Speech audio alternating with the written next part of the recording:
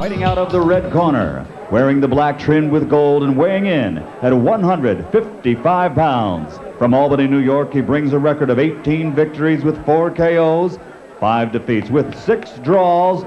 Ladies and gentlemen, he is Tony Marshall.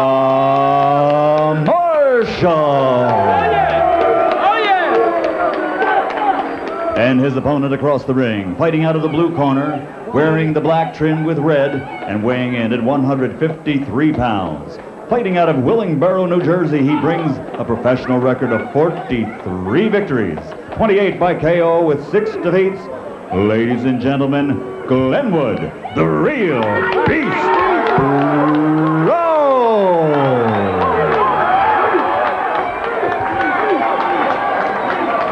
Okay, you already received your pre-bout instructions. They're my commands at all times, and protect yourself at all times. Touch up and good luck to both of you. All right, we're set to go. Tony Marshall, the youngster, originally from Guyana, who is now a 24-year-old living here in the United States. Came here when he was 12 years old. And there is Glenwood, the real beast Brown, who fought for the world title twice actually, and would like another shot at one. We head into round 1. Today, a perfect example, I have to say, of talking to 4 boxers. There's the knockout ratio. Brown, of course, is probably the bigger puncher for sure. And he's trying to show us early that he is. He is going after Tony Marshall, isn't he? He is cutting off the ring right away and establishing superiority downstairs. And Tony Marshall needs to get that jab cranking. He's trying to do that. He will need it in Glenwood Brown's face all night, or there won't be an all night. Glenwood Brown, who fought a lot in the East at Madison Square Garden in the late 80s. Another New York welterweight who was a champion, Aaron Davis, fought Tony Marshall and had trouble with him. Marshall beat him. It was a breakout performance for Tony Marshall.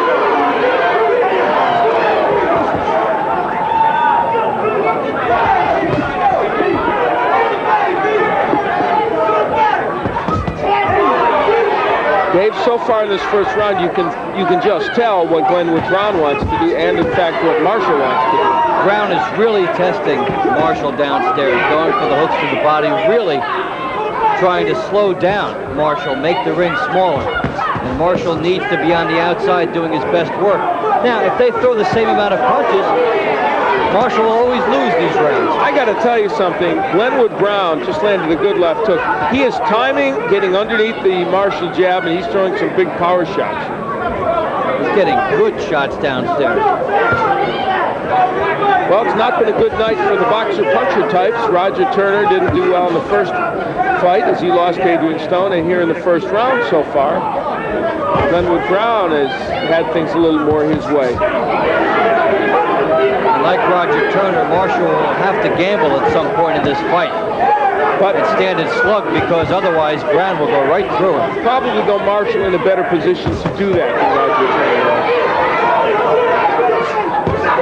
Well, Brown trying to land that left hook, missing most of the time, but has landed a few here in round 1. He's scheduled for 10. It's our main event. Brown's intensity is really focused. He's also throwing some lunging left hooks, which he would not like to do. He would like to be shorter on those, be a little bit closer. But the adrenaline of the opening round is certainly showing in the performance. He can get that hook in, though, Dave. He just landed it there a moment or 2 ago. Tony Marshall is going to have to find a way not to get hit with that hook. Marshall looks a little slow tonight. Yeah, he is being beaten to the shots by Brown, who also looks a little fast. So Tony Marshall gets set to come out here for round 2 after what for him was not the most pleasant first round he's ever had.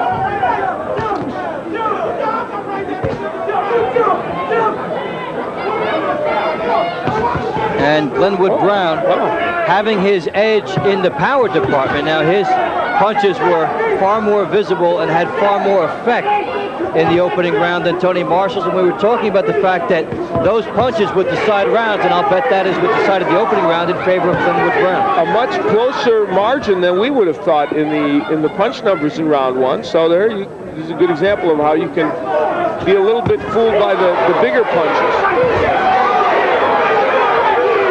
And Brown is showing no regard for Marshall's power right here. He is walking through. He is cranking that left hook. And he's just on it right now. He's totally focused. And he shows the double jab in the right hand to give Marshall something else to worry about. Marshall doubling up on the jab. Brown, a 28-year-old.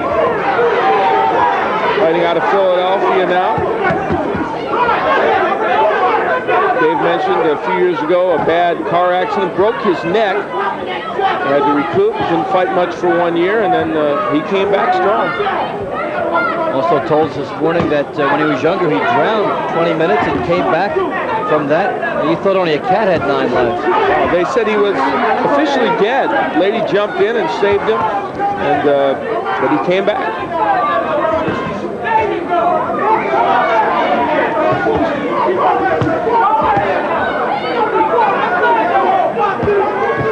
Brown really digging the downstairs area nicely here, and Marshall jabbing, moving. Again, both doing what brought them here. Couple of left hooks land. Was Marshall hurt? They clashed heads there. Marshall's been doing good work with the jab throughout this round, but the hook got in from Glenwood Brown. And Marshall is moving fairly well too, but if you can't stand and fight at some point, there isn't a ring big enough to hold you.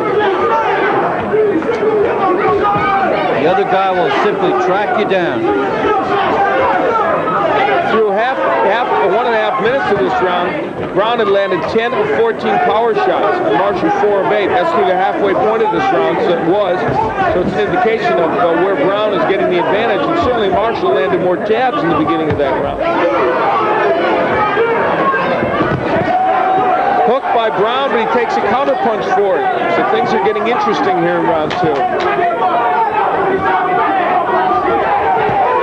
Well, it could be a barn burner before it's over. We'll be back.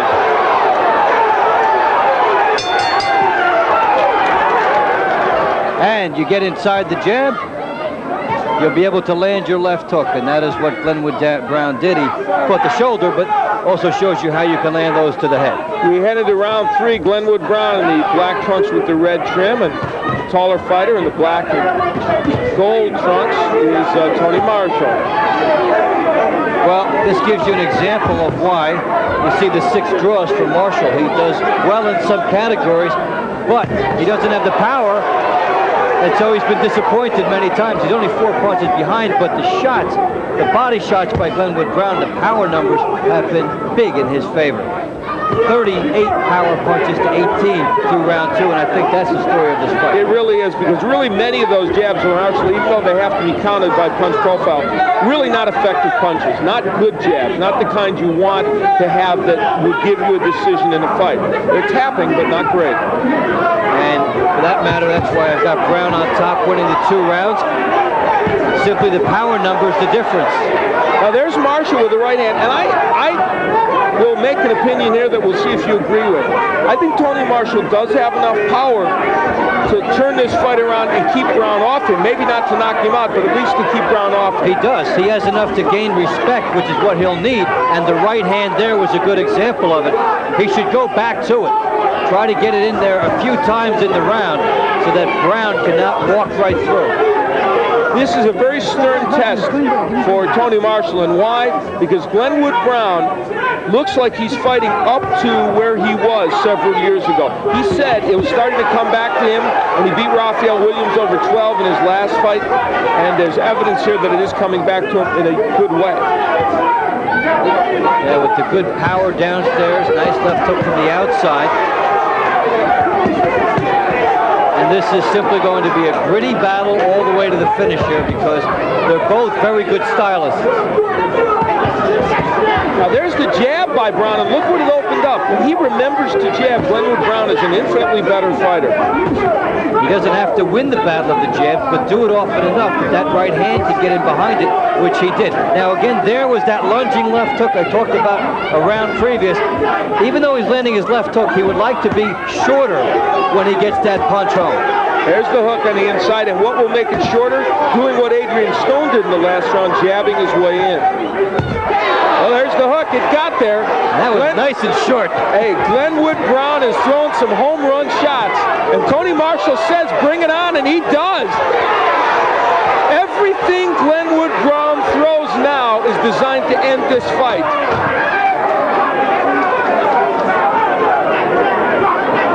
That's it for round 3. It's going to be fun here in Atlantic City. Listen in.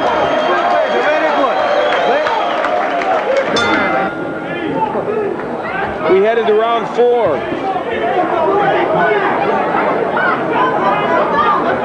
Well, even in the power department, 20 punches landed each in round 3.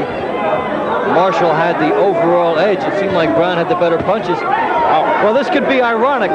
What will the judges see from this? Well, see, that's a round that I would have to give to Glenwood Brown. I mean, I know the numbers say different, but he was landing some very quality shots. I know Marshall got some shots in there, but I think Glenwood Brown is dictating the pace of this fight. Well, he's also able to land the bellwether punches in this fight, whereas Marshall can land a couple nice ones, but Glenwood Brown could drive him back with his best opportunities. And this fight is going to expectations. It's been an excellent matchup. They're both on top of their stylistic game here, and we're seeing a nice contrast. Nice right hand a moment ago by Tony Marshall. And you know, normally we lean toward the guy that lands more punches, and even if they're not spectacular, we usually lean that direction. But in this instance, I can't. In most fights, that will be the case. But in this instance, you've got a different power level so extreme here that can take away the numbers. That judges, like many fans at home, love the clean, visible power shots. And Glenwood Brown has had the edge there. Marshall certainly has been game. And Marshall in this round doing extremely well. This is his best round by far. He's landing some great shots in the body and the head. So this is a round in which Tony Marshall doing exactly what they want. And I'll tell you what, he may have gotten to Glenwood Brown for the first time. He's backing him up in this fight. And he's starting to fire hooks, getting inside here, and Glenwood Brown tying up. Maybe Glenwood Brown will hit a stamina wall for the good early start. That's what Marshall is hoping for here, as he puts his best round of the fight together. And Dave, for the first time, and you see it there, Tony Marshall committing himself to working the body. Good hook by Glenwood Brown, and a beautiful uppercut by Marshall. And that's what the taller fighter has to do now. He got down low with the hook. We could see up to a 5-minute break here for Glenwood Brown, as in his enthusiasm, Marshall was so happy with the right uppercut that landed. He threw the left hook from a strange angle, and it came in low. He was, in that case, just a little bit too enthusiastic.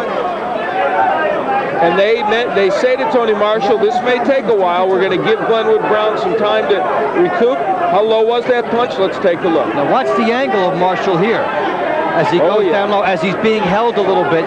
He's also high in adrenaline here. The uppercut had just landed. He's trying to put a lot of good shots together here. This is right after the uppercut, and that time it strays low, and also Glenwood Brown catching him behind the head. So this is proper. You can have up to 5 minutes. And if I'm the fighter, I'm going to take a lot of it. I'm going to take whatever they will give me. And Glenwood Brown takes at least a minute or two. And now we're back in what has turned out to be a good round for Marshall. But hey, good breaking away for Glenwood Brown. He's got some time to recoup, and now it's he who is on the attack. So let's see who gives an inch here. Nice hook by Brown. And for Glenwood Brown, it's like the beginning of round 1 again. He fought half a round before getting a break, or a little more than half a round. And now he's starting to get that hook in, but it was a tremendous margin at the beginning of the round that Marshall had. I doubt if Brown could do enough to win this round. So it's scheduled for 10, and it is turning into a barn burner. Stay with us for more here on Top Rank Boxing.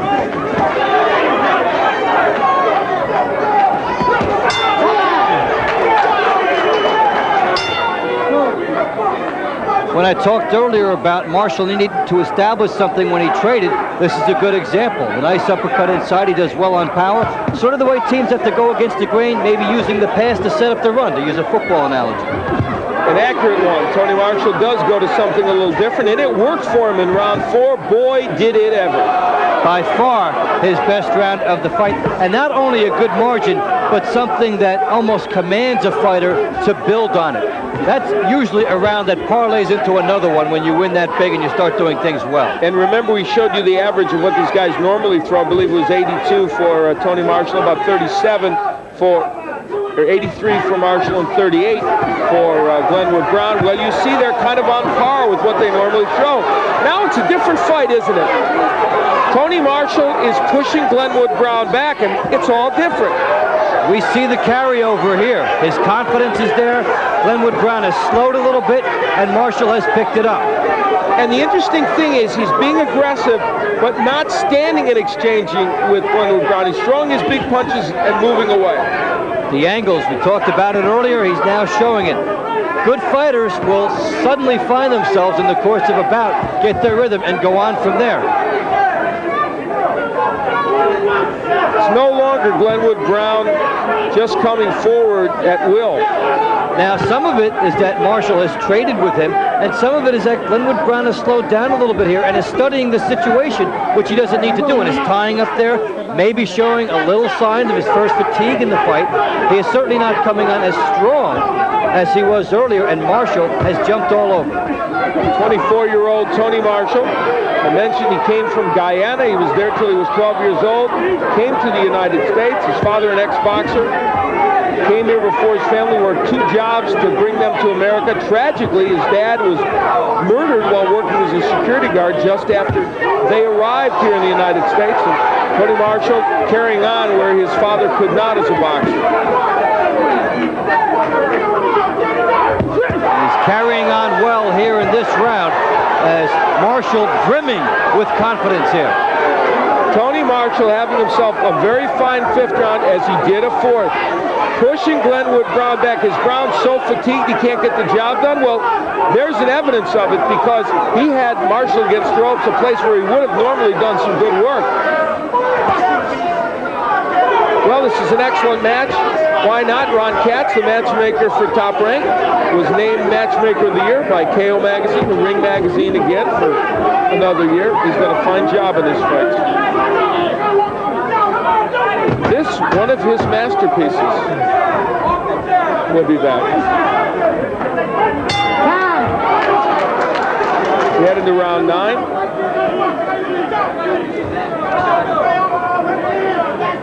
And don't adjust your screen, folks. Got a little darker here in the arena. A few lights went out, but didn't they pay the bill? I don't know. That's a good point. There are the numbers through round 8. And Marshall, in the rounds he is winning, doing it by 30 and 40 punches a stretch, 45 to 11 in the last round. And that has helped his superiority here. But Glenwood Brown started fast. This fight is very close. And that is why your scoring is close, because it's even because some of the rounds are being won big by Marshall and some of the rounds are being won small by Brown. Exactly, and he came off to the good early start in this. Tony Marshall, in 3 of the rounds he's won here, 4 or 5 in that last one, won by over 100 punches just with those 3 rounds combined. And so there's the difference in the punch numbers. And that's very important to note when you look at those punch numbers, because sometimes a fighter can win a couple of rounds very big, but they're not going to be 2-point rounds, probably because there's no knockdown. So very close fight still, we believe, unless the judges surprise us with a lopsided decision. A couple of things you can't tell about these days: boxing, scoring, or verdicts in the courtroom. Amen, brother. And he's one coming up with Don King this coming week that all of boxing is looking at. Glenwood Brown lands a good left hook against Tony Marshall. And he was able to follow. Now when he jabs here, he is in position to do more, but he didn't. Just 2, and that was it. He's looking to find himself here. He can hook off that jab as well.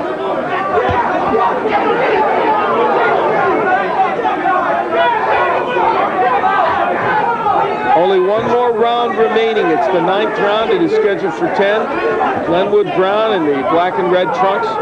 Tony Marshall in the black and gold. They have waged a very, very exciting and interesting tactical battle. It has gone back and forth. Either man has been down. Brown lands another left hook, as he has so often through this fight. Each fighter has the style to beat the other and has had some great moments in this bout. But like the level of fighters they are, they don't let too many rounds get away. They make the adjustments. We've seen Marshall make the adjustments. We talked earlier, he had to stand and slug a couple times. He did, and that set him up to be on the outside. Glenwood Brown, he's jabbing more now.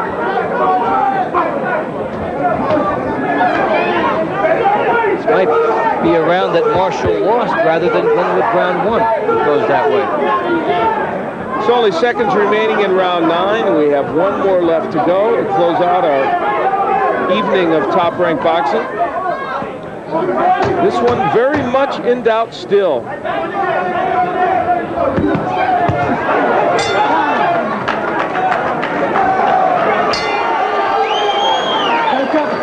Well, Glenwood Brown got back to this in round 9. I think it gave him the round. He scored several good left hooks.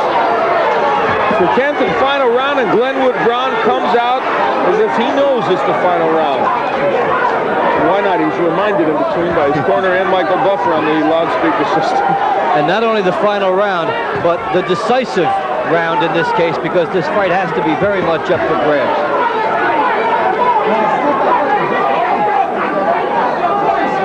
Well, 4 of the 6 draws that Tony Marshall has been in have come here in Atlantic City. We've showed you all of them. He has been involved in many close decisions. And when you only get 4 knockouts amongst your 29 pro fights, you're going to have some draws. And some tough losses where you might have a tactical edge, but if the opponent lands a fair number better with the power shots, he will win. So Marshall is again at that spot. And more than anything, it's just that Marshall has not been as consistent with his effort all the way through. Of course, neither is Brown in that sense. Now, when Marshall has won his rounds, he's painted masterpieces and totally been in control of the fight. And when Glenwood Brown has won the rounds, it's been a little quieter, but the rounds still count for him. You know who he reminds me of in that sense? Remember Clint Jackson, the really good junior middleweight also? Clint would have rounds in which he looked like he was Sugar Ray Leonard, Marvin Hagler, and Ray Robinson all combined. And then the very next round, nothing. And it was, and in that sense, Marshall is a little bit like that. Just over a minute left to go here in round 10. And Glenwood Brown got off to a very good start in this round. Is it enough to carry through? Feels like the end of an election campaign where people are rushing to get votes. And they need all they can get as Marshall comes on here with the right hands and Glenwood Brown with the left hooks trying to finish strong. And there's not much left in either gas tank because they have given quite a good effort up to this point. It will be a very interesting decision, and I'll tell you what, I couldn't yell about either man winning this fight. No, because there are good reasons why you could favor either one. Marshall for his boxing skills and the way he put some beautiful rounds together, and Glenwood Brown may have won the inactive rounds. Nice left hook as he came in, and round 10 is this fight in microcosm. And it may be one of the most even rounds of the fight, ironically. Marshall pushing Brown back, landing punches, but Brown did well early, so who do you like?